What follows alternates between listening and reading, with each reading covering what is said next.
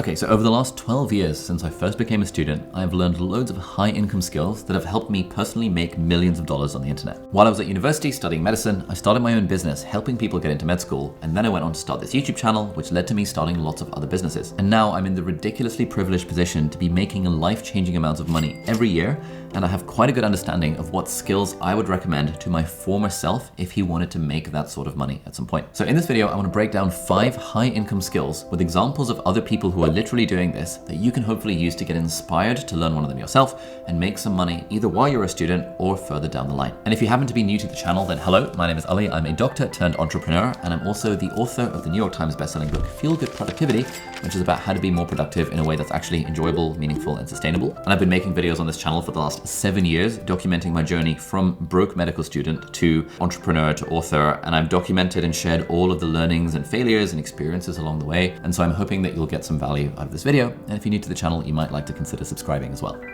Okay, so before we get into the specific skills, I want to zoom out a little bit and talk through how I would think about making money. Like, what's the philosophy of actually making money if, for example, you're a student and you want to actually make money someday? So here's kind of how I think about it. Let's say you are a student. This was, for example, me when I was a 19-year-old medical student.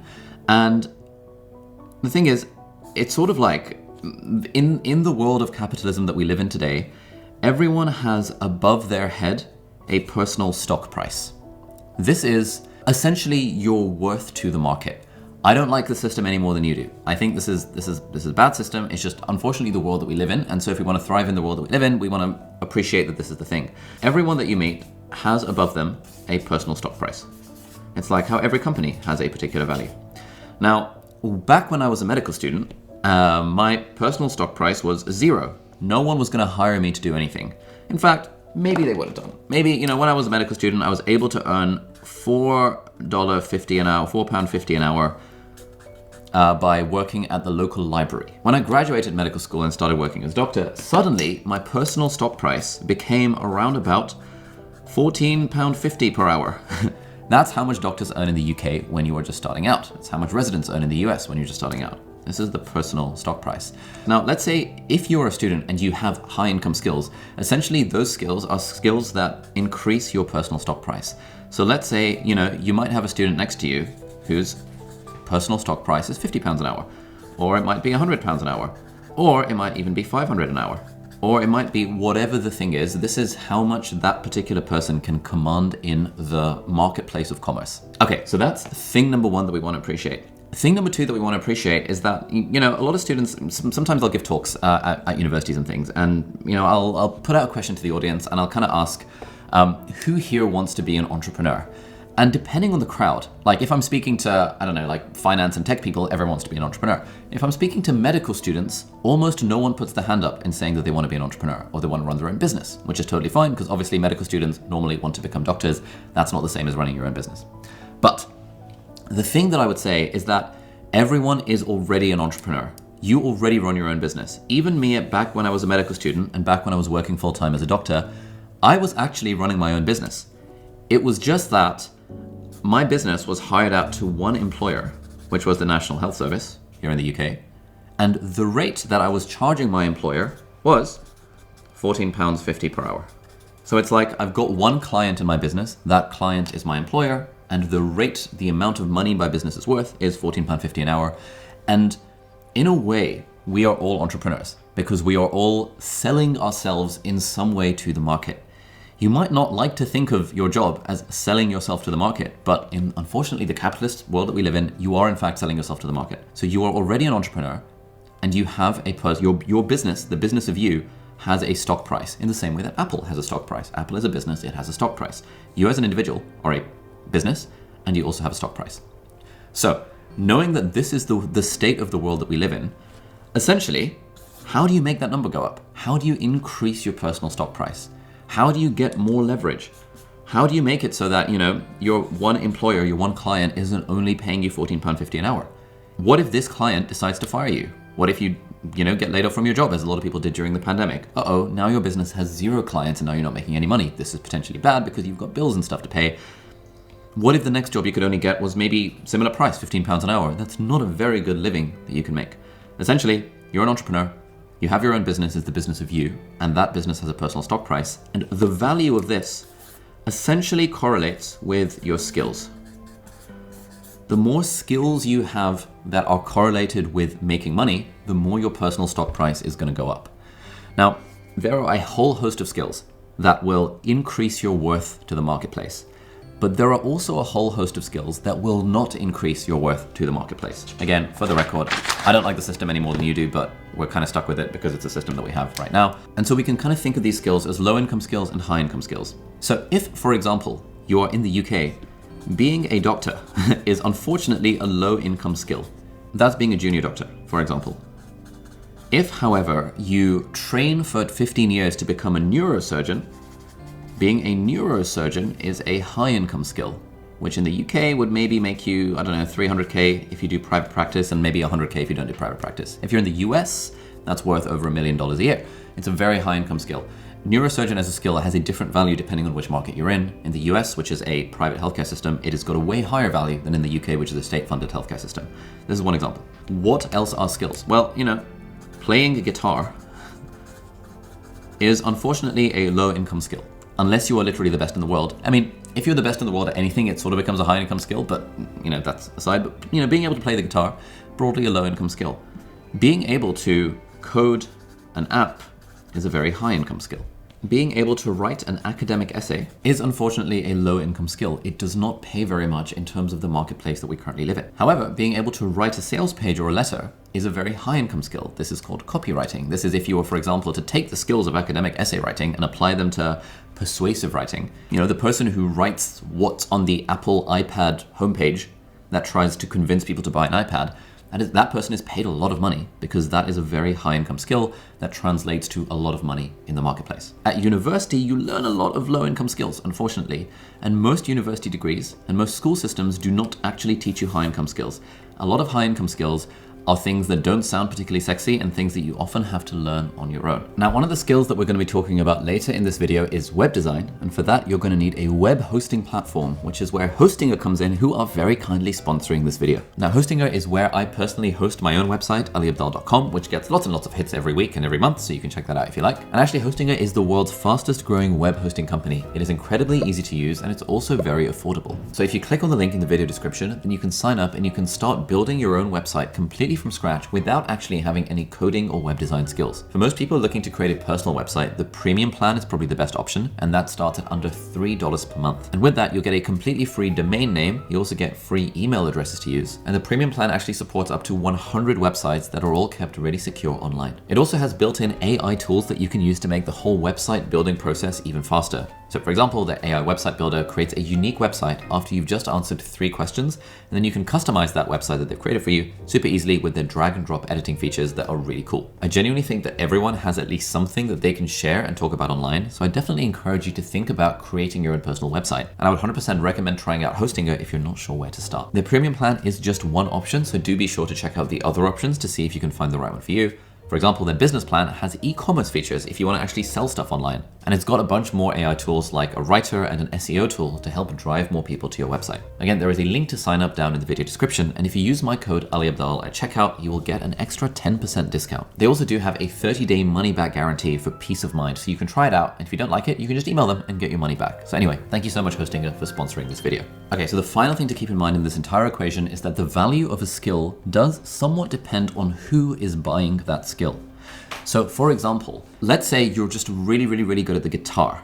Now, the guitar is normally a low income skill because normally the people who buy the skill of being really good at the guitar are parents who want their kid to learn the guitar. You could be a guitar teacher and now your amazing guitar playing skills are not worth very much because you're teaching guitar to kids, for example. Or you could be an amazing guitar player, and if the person buying that skill happens to be a music record company and they're giving you a record deal for being able to play fingerstyle guitar like an absolute legend, suddenly that skill has become a high income skill. We kind of want to keep in mind the fact that a lot of people try and make money from playing music. Most people don't make very much money from doing it. So it's a lot harder to sell that skill to music record labels purely because of, the laws of supply and demand. And so in that sense, playing the guitar is normally a low income skill, but with a lot of luck and the right circumstances, and if you're absolutely freaking amazing, it can become a high income skill. Those are not the sorts of skills I want to talk about in this video. I don't want to talk about skills that are only high income if you get really lucky.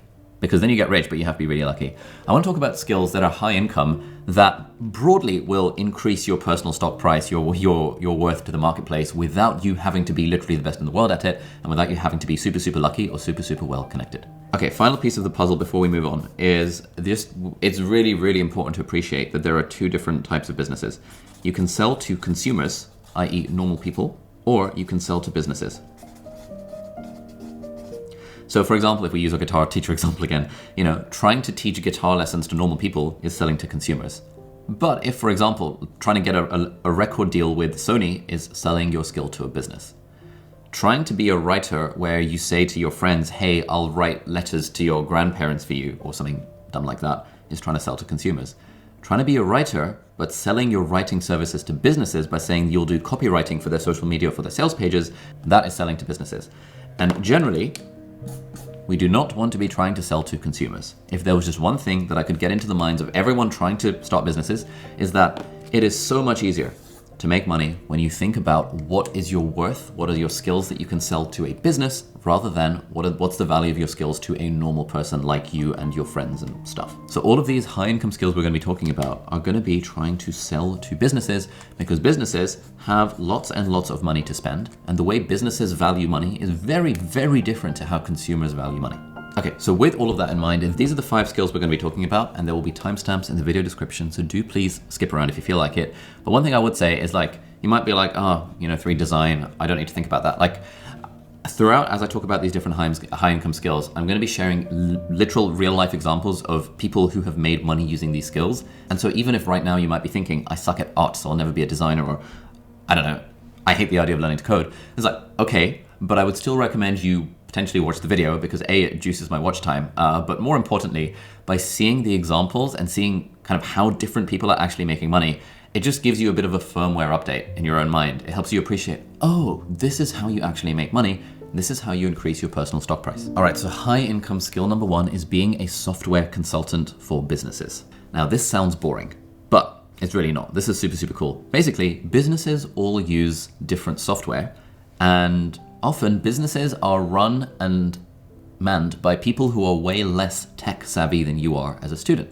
You're a student, so you have grown up on the internet and you know how to use software, hopefully. For example, you might be familiar with the app Notion. I've made dozens of videos about Notion. You might be using Notion at school, you might know people who use Notion. Notion is an app that a lot of students will use for their personal life, but actually Notion is also an app that a lot of businesses, including mine, use to manage their business operations. And so, if you can get good at using that software, you can become a consultant where you help businesses, you train them in how to use the software. It sounds dumb. It sounds like surely you figured out Notion on your own and you didn't need to hire an expert to teach you how to use Notion. Obviously, because you're a kid and kids are more, have more initiative than people in their 30s, 40s, and 50s who broadly are the people who are working and running businesses. It sounds dumb, but actually businesses will hire a lot of consultants to teach them basic stuff that they could just teach themselves based on the internet. The reason they do that is because business owners don't have time. I am now a business owner. I know how to learn stuff on the internet. I could teach myself any skill I want to because I've been doing this shit for 15 years and I know how to use computers, and I could teach myself anything I want. But at this point in my life, it's just not worth my own time to teach myself the skill. I would pay $500 an hour to hire someone to teach the skill to me because my time is worth more than $500 an hour. And so you might think that businesses are being dumb, and some of them is they're not very tech savvy and they just sort of want some hand holding, and that's okay. But actually it's worth appreciating that a business will pay to learn something that you as an individual can absolutely just teach yourself. So I'm going to use an example of one of my own team members. Her name is Melina. She's currently our head of social media. And when Melina was at university, she basically just graduated. Melina, how old are you?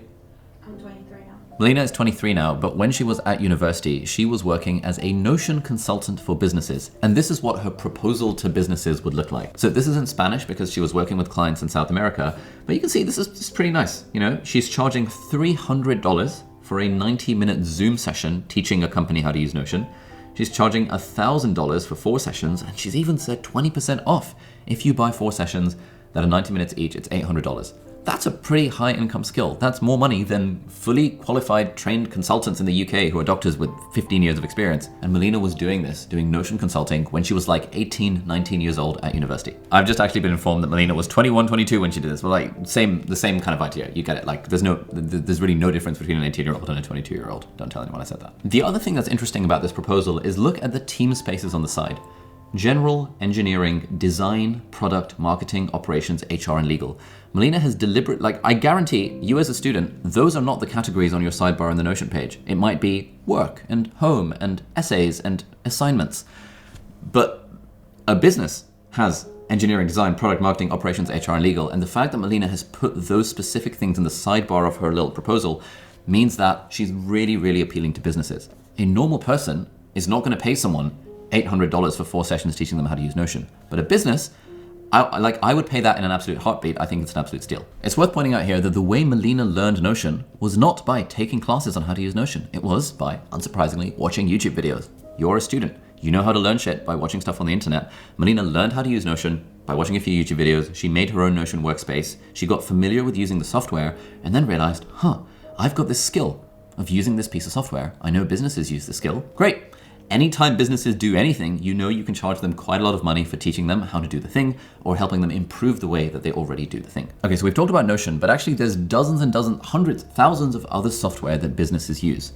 Some of the software that we use is, for example, ConvertKit, HubSpot, we've dabbled with Asana, we use Help Scout, we use QuickBooks, we use Kajabi to host some of our courses, we use Webflow, we use Framer some of the time. There's so much software out there that businesses use. And if as a student, you can teach yourself to use that particular piece of software, you can then become a consultant for that software for businesses in your local area or businesses online. And a lot of this software, to be honest, is probably not things you're going to need as a student.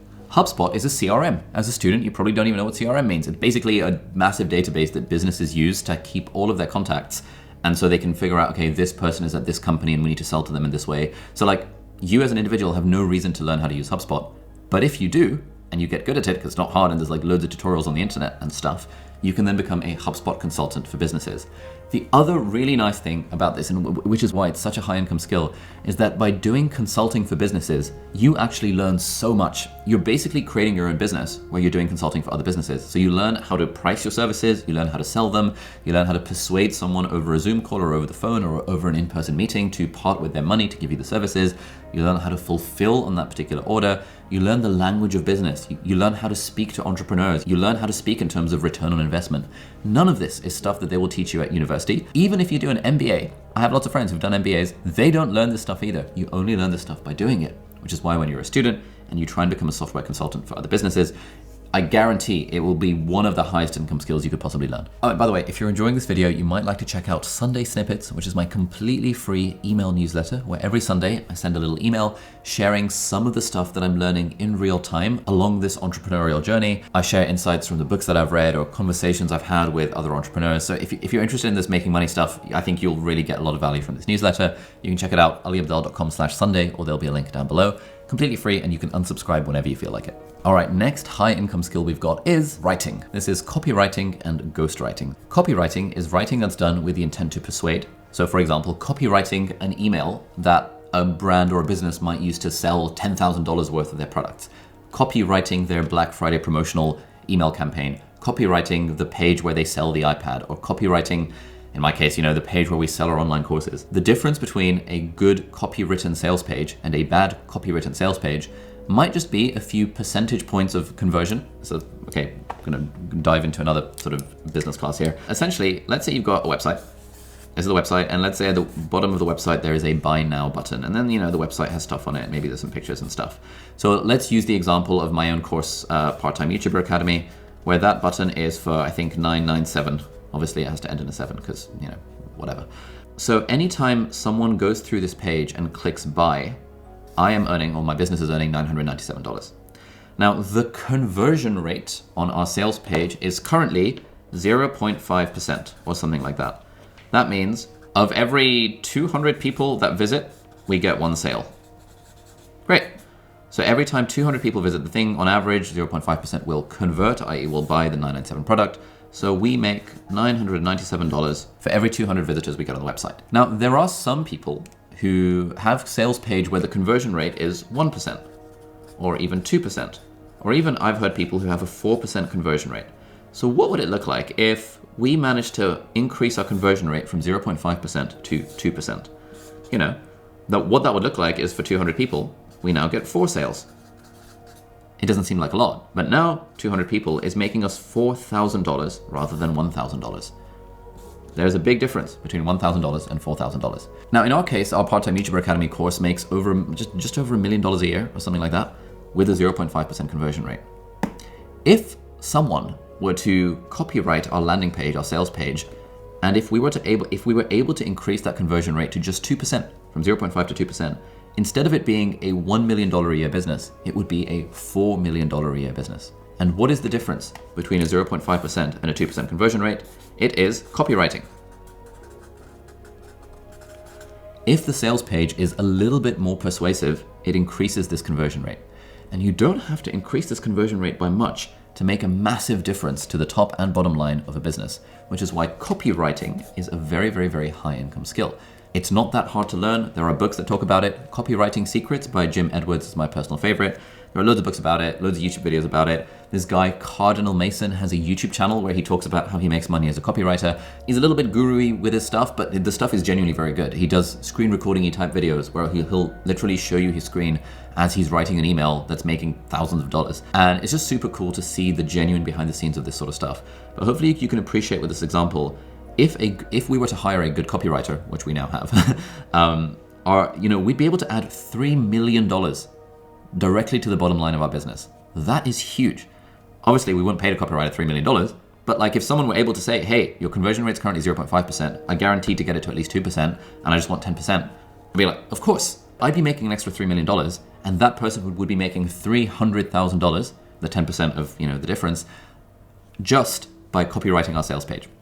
It's a very, very, very high income skill. So copywriting is one high income skill that you can use for writers. The other one is ghostwriting. Two friends of mine, Dickie Bush and Nicholas Cole, have an online course and a YouTube channel where they teach you how to do ghostwriting to make loads of money from it. And I've actually got 3 interviews with them on my podcast channel. I will link them down below and maybe up there. So if you're interested in ghostwriting as a very high income writing skill, you should check out those interviews, and they give you the whole roadmap of how to make money as a ghostwriter. All right, high income skill number 3 is to be a designer. Now this could be a web designer or it could be a general graphic designer, because again, we're thinking about selling to businesses. So what kind of design skills do businesses need? Your mind might come to, okay, well, they need a design for the website. Yeah, they do. And if they make apps, then they need some sort of designs for the apps. Yes, they do. But there's also loads more design assets that businesses need and pay for. For example, I've paid a lot of money for my YouTube banner. That's a design asset. If businesses post Instagram carousels, those are design assets. Businesses create ads that they put on billboards and on social media and stuff. Those require design assets. I know a lot of entrepreneurs, business owners at this point, and one of the common things we all lament is how hard it is to find good designers. My brother runs a startup. It's called Causal. You can check it out. And they hired a designer, and I think they were looking to pay them $400,000 a year. And I was like, surely you can find someone $400K. And he was like, yeah, no, it's still really hard finding good designers. It's like, that's interesting. In their case, they were looking for a product designer, someone who could actually, design the user interface and the user experience of a product. But even outside of that, like finding a really good designer is kind of hard to come by. And so it becomes a very high value skill, because design in some capacity is a skill that basically every business needs. And most businesses, if a business is like under about 20, 30 people, they probably can't afford to have a full-time designer on the team. And so what they'll do is that they'll contract work out to freelance designers, and you could be one of those even if you're a student. Now, incidentally, and you might not know this, being a designer was actually my highest income skill back when I was at medical school, because I was working as a freelance designer for various medical tech companies. There were these companies that wanted to design like medical tech products, and I knew how to do web design and product design, and I taught myself app design by watching some YouTube videos about it. And so I was being paid £100 an hour to do freelance app design and web design for these med tech companies. And I targeted med tech companies because I was a medical student. So who do you think they'd want to work with more? Would they want to work with a random designer that doesn't know anything about medicine? Or would they hire someone who's literally a medical student who understands medical stuff and is also a designer on the side? They'd probably go with a person who has a little bit of industry experience. And so it was fairly easy for me to get those gigs. Had I tried to email Apple and say, hey, let me be a designer for you guys, obviously they wouldn't even reply to me. But I wasn't trying to target the Apples of the world, because that would just be dumb.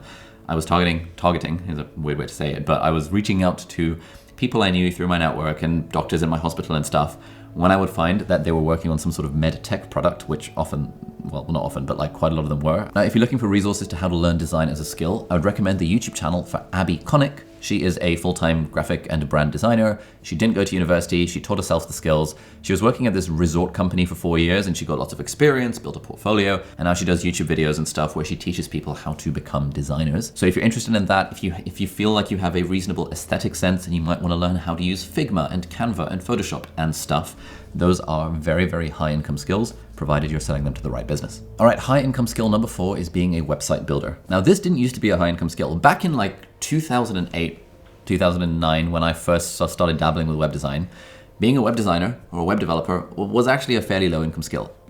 Probably I was targeting the wrong clients because as I think about it, I was dumb and I was advertising myself on freelance websites, which means I was finding people and businesses who were trying to get people for like $5, $10. And so I was charging $5, $10 for website design. That's not how I would go about it if I was a little bit more intelligent. Being a web designer, again, what does every business need? Every business needs a website. So it's similar to the graphic design stuff, but being a web designer and a developer, if you can do both of those things, you are a bit of a unicorn, a bit of a diamond in the rough. Now, if you've seen my videos before, you might have heard me mention a guy who is now a friend of mine. His name is Henry. Henry taught himself web design a couple of years ago in about 6 months and decided to go all in on being a Webflow designer and a developer. Webflow is an app, an online software thing that lets you build websites. It's like way more involved than something like Squarespace, but there's loads of tutorials on how to use Webflow. Another example of a good tool is Framer. If you are a very good Framer designer, you can probably make loads of money. And you can, of course, host your website on Hostinger, as I mentioned earlier. So Henry taught himself web design by basically following YouTube tutorials and tinkering around for about 6 months. And then he was able to charge thousands to tens of thousands of dollars to businesses to design websites for them. Henry is also very good. So he designed the website for my book, feelgoodproductivity.com. And I think we paid him $15,000 for that, pretty high income skill. He's also designed some of the sales pages for our productivity lab. Again, I think we paid him $10,000 for that. Sounds like a lot, but as a business that's doing multiple 7 figures a year in revenue and profit, to me, 10 grand is nothing, 15 grand is nothing. The fact, if we can get extra sales of the book and it only costs 15 grand, it's like, wow, what a bargain. If we can boost our conversion rate for a productivity lab sales page by just a few percentage points or whatever, or even a few decimals of a percentage point, 15 grand, 10 grand is absolutely nothing. This is the sort of mindset that businesses are in if you target the right sort of business. Yes, if you target your local coffee shop that's making no money, it's a different sort of equation. But if you're targeting businesses that are sort of the $1 to $10 to $20 million a year range, again, it might seem like a lot, but there are actually quite a lot of businesses that are in that category.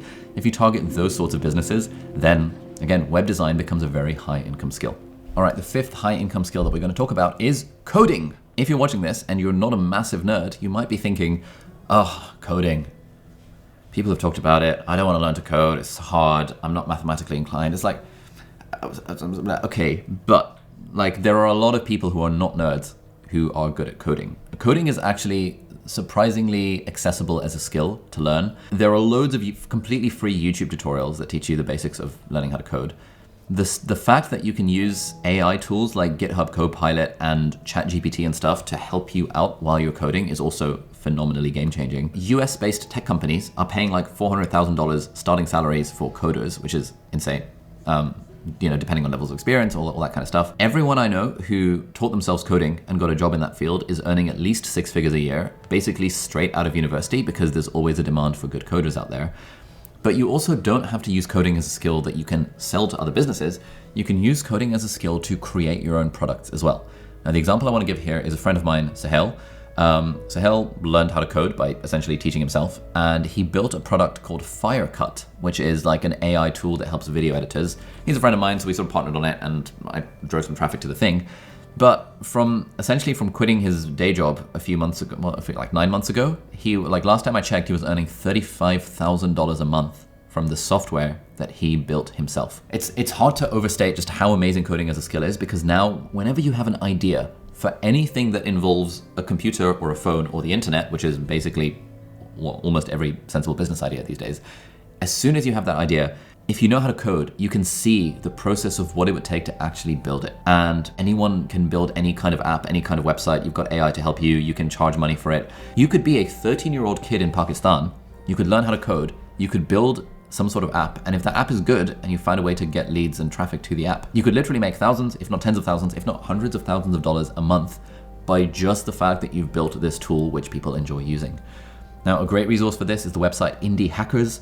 I was big into coding back in the day before I switched to this YouTube entrepreneur life. I read every single blog post on their website. The whole idea behind Indie Hackers is that they're interviewing individuals who basically coded cool shit from their bedrooms and then used that to make stupid amounts of money. It's insane, it's super inspiring. And the more of these stories you read and listen to, the more you realize, oh, actually, this is not so bad.